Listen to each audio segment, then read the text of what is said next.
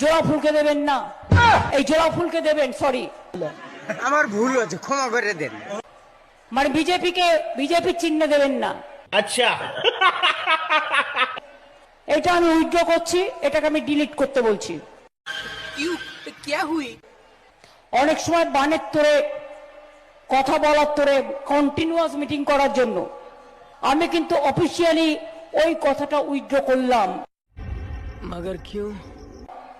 আমি আপনাদের সবাইকে, সংবাদ মাধ্যমকে অনুরোধ করব, এটা নিয়ে রাজনীতি হয়তো করতে যাবেন না, কারণ আমি যখন আপনাদের বারণ করছি তা নাহলে কিন্তু আমাকে এটা নিয়ে আপনাদের উপর কেস করতে হবে।